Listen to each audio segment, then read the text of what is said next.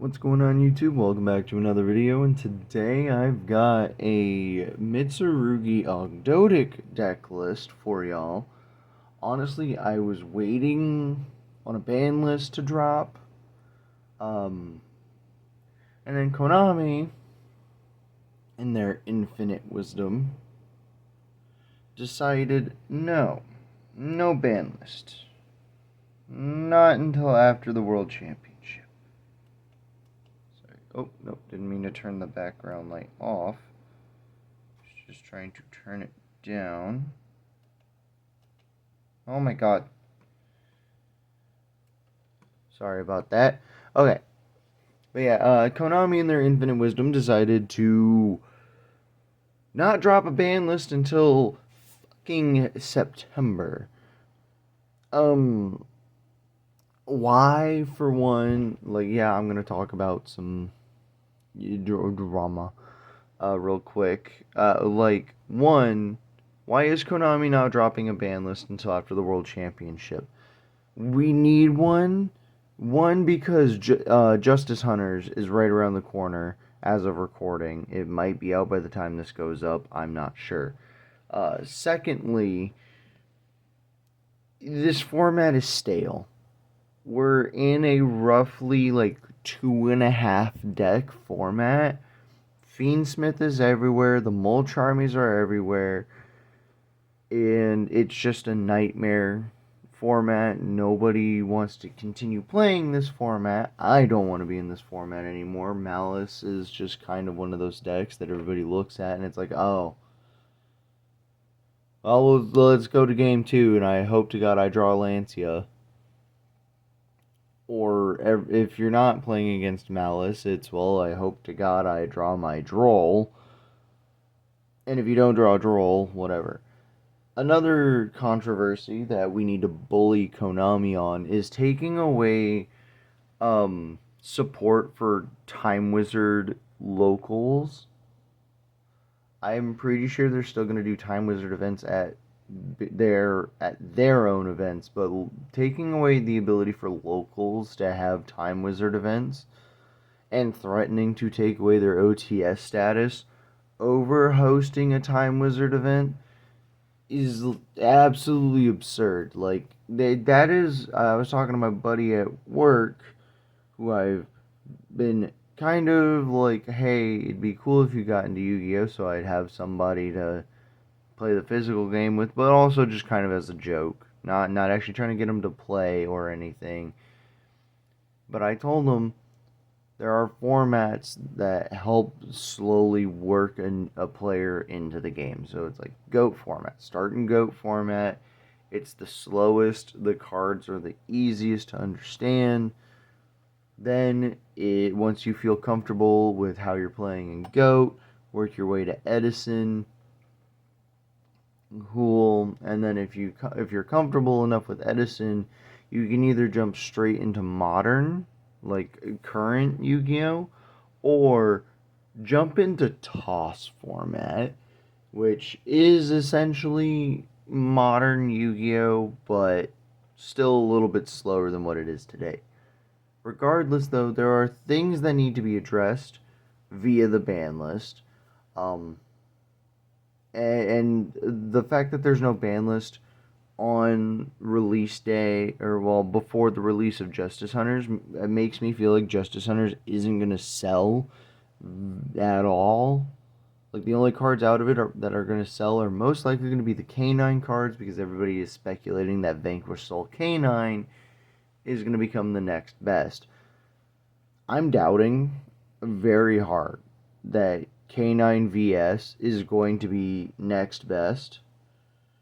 And that's mostly because, OCG TCG differences. They have things that are legal that we don't have. We have things that are legal that they don't have.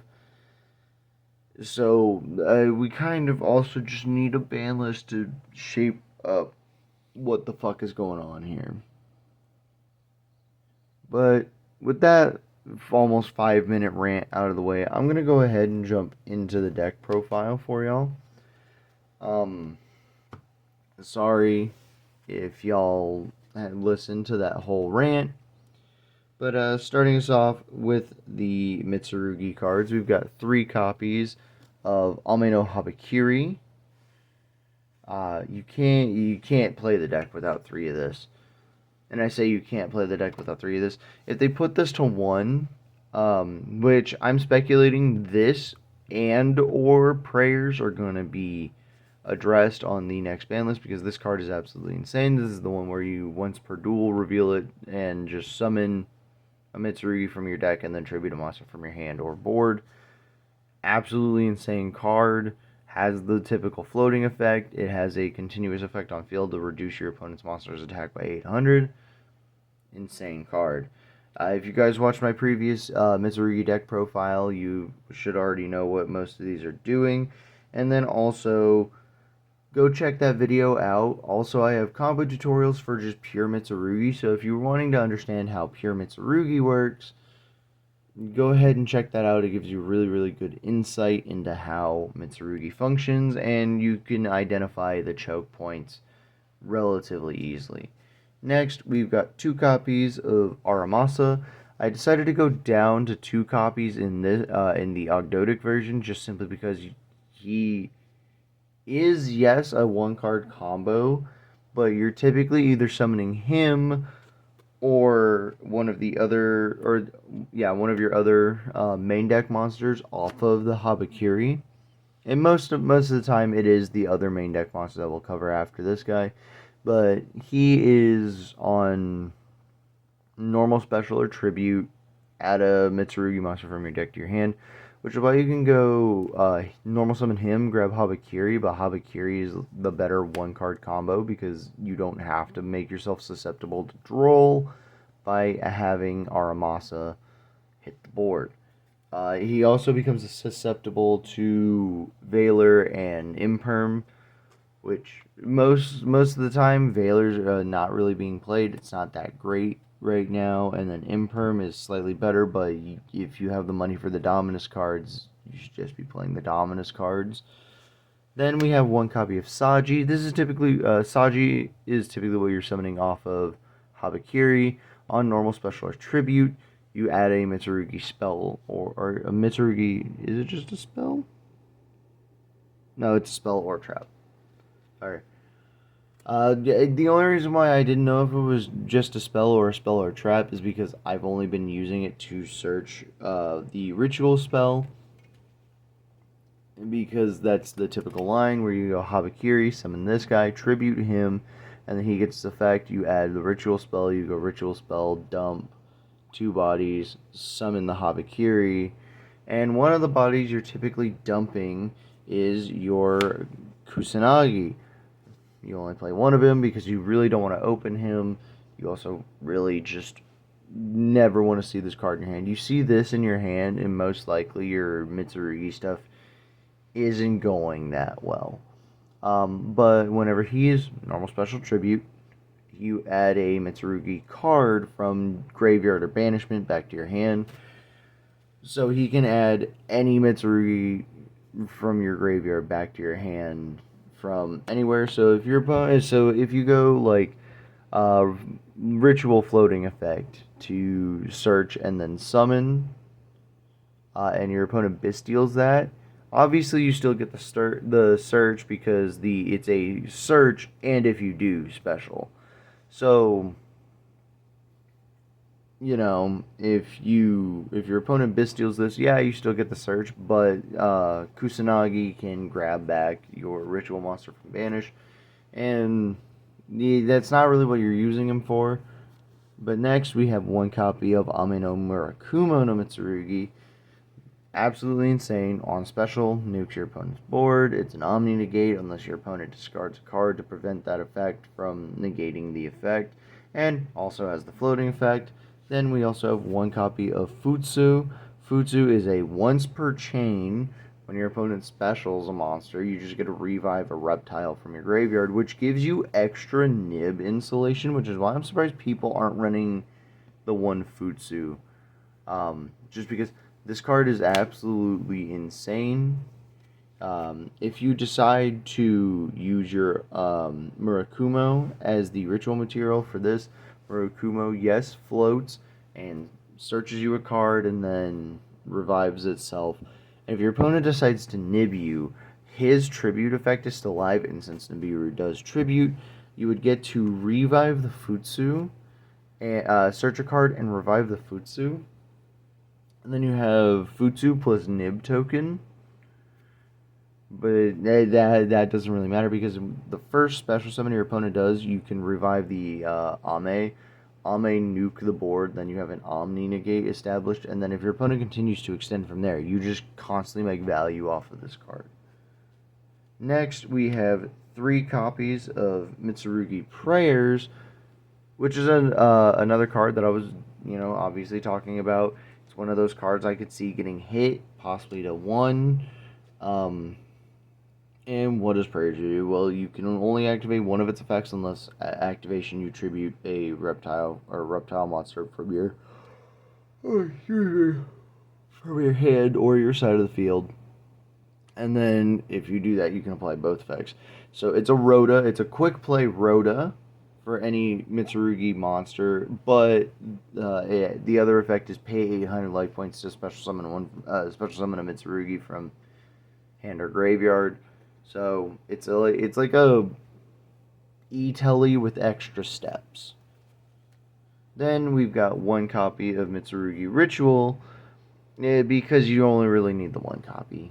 The second and third copies are just kind of redundant to a certain degree, and they don't come up.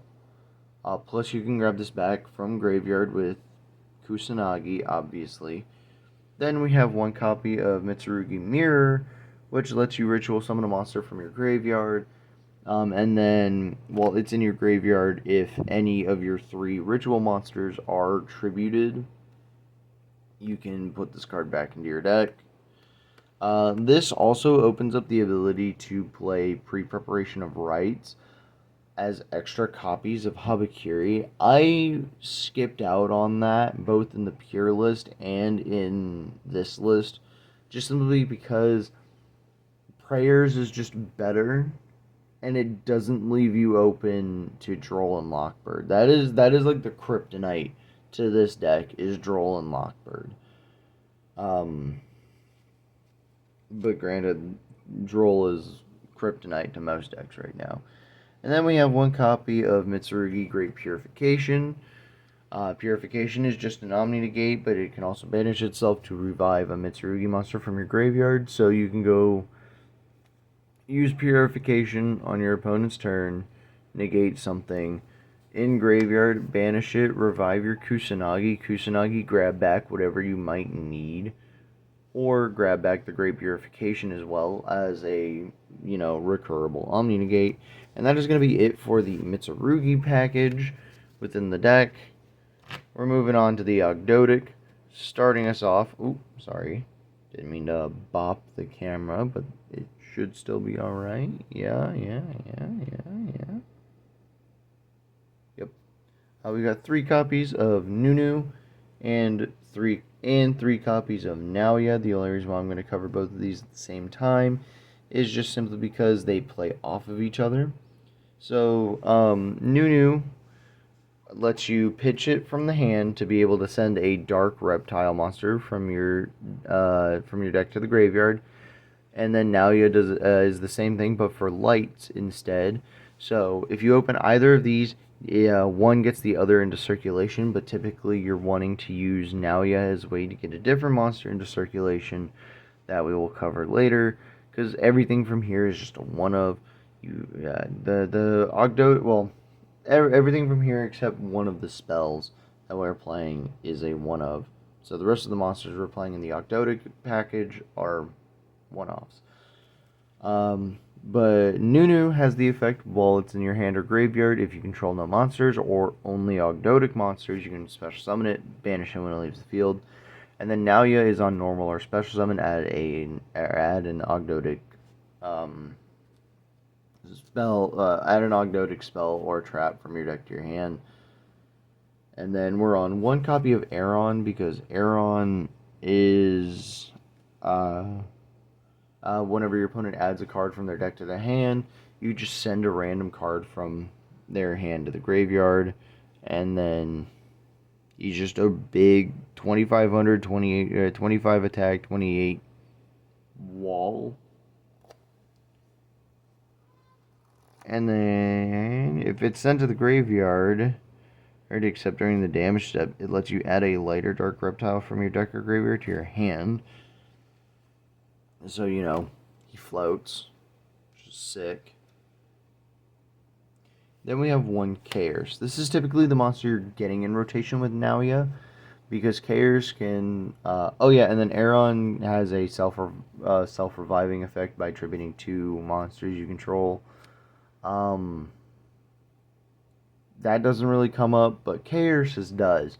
He can revive himself by attributing 1, and then on special, by any means, he revives a level 4 lower, either Reptile or Ogdotic, either level 4 lower Ogdotic from your graveyard, and then it banishes it banish that whenever it leaves the field, but most of the time that's not happening because you're making a rank 4.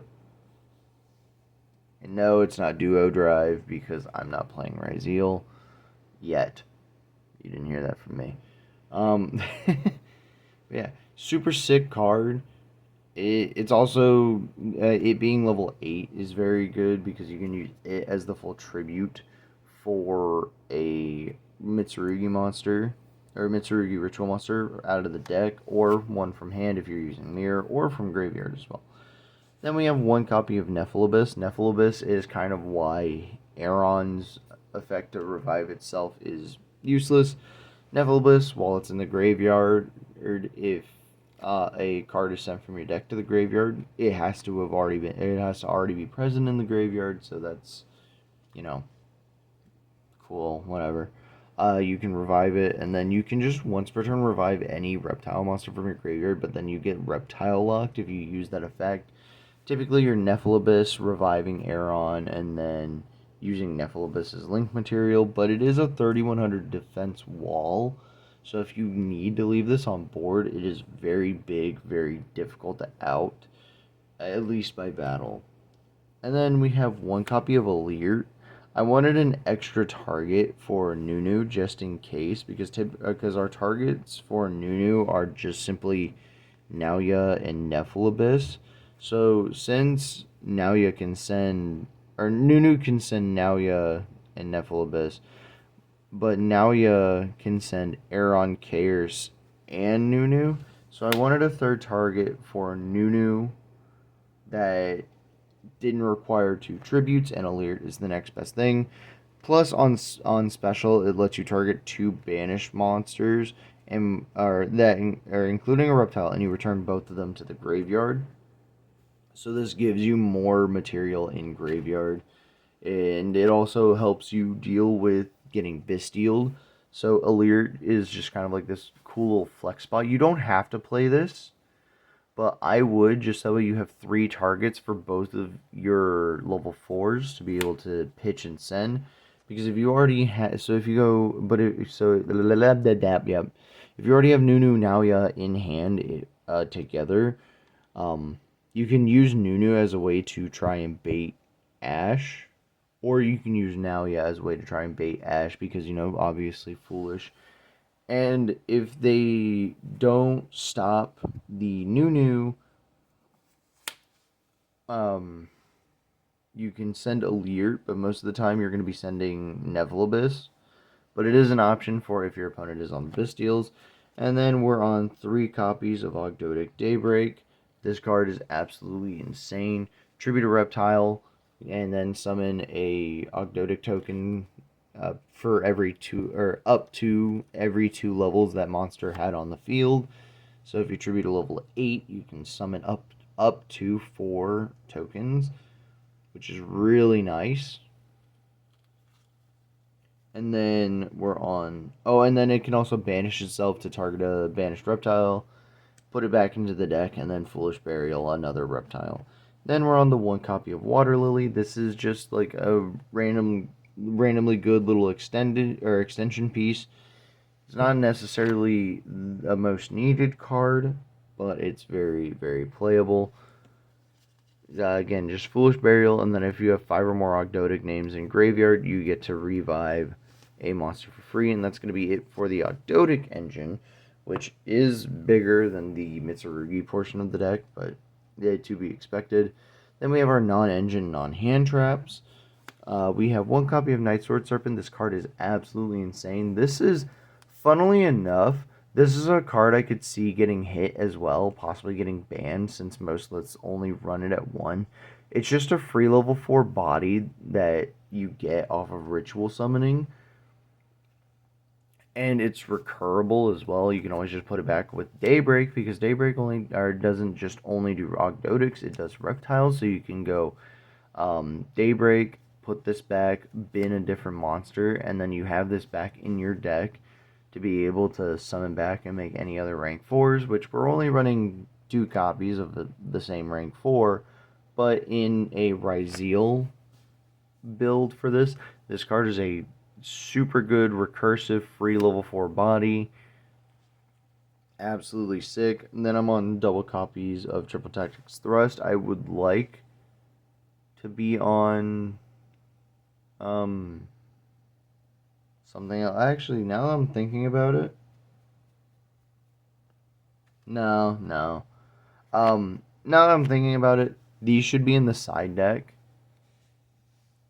Because we're not main decking a lot of normal spells and traps. Which this grabs, this grabs Water Lily. This grabs a couple of one of our hand traps, because it's a trap card. I wonder what that could be. And it also grabs our Planet Pollutant Virus that we're back on now. Obviously, I'm back on the alien package stuff because Ogdoadic enables that very easily. They give you enough bodies, especially with Daybreak, and the alien monster's not restricting you from using tokens. That's it for our non-engine, non-hand traps. And I'll immediately say what those thrusts should be instead of being thrust in the main deck. But now we move on to the hand traps. We're playing 3 copies of Ash Blossom, 3 copies of Nibiru, 3 copies of Droll and Lockbird, and 3 copies of Infinite Impermanence. Not a lot of good 1-for-1 hand traps in here. The only ones that are 1-for-1 hand traps are Imperm and Ash, but that's because currently games, in my opinion, are decided by Droll and the Mulch Armies and how well you can break boards. Sorry, I'm very tired. And then Nib, obviously with only 1 cross out in the format, it's good, and most decks aren't putting up a negate for it. And if your opponent attempts to Murakumo, pitching a card to stop the negate from happening isn't the worst thing in the world. So that's going to be it for the main deck. Let's go ahead and get straight on in to this extra deck, starting off with the only Xyz monster in the extra deck now. 2 copies of King of the Feral Imps. You know why he's here. He's an honorary Ogdotic and Mitsurugi monster. Just detach a material to search any reptile from your deck. Then we're on 2 copies of Haggard Lizardos. This card, it just draws you a card, plus it's a free link too to be able to link Climb Up. Then we're on a small Ragnarika extra deck package with Stag Sovereign, Chain Coils, Selene Snapper, and that's it. Just these 3. Simply because this one's a reptile that you can make, this one's a reptile that you can make, and this one's not bad. You banish up to 2 cards from your graveyard, and then you can pop an equal number of spell traps on the field. That's really the only relevant thing. And then this guy also prevents your opponent from using effects in the hand after an effect in the hand is already activated while he's face up.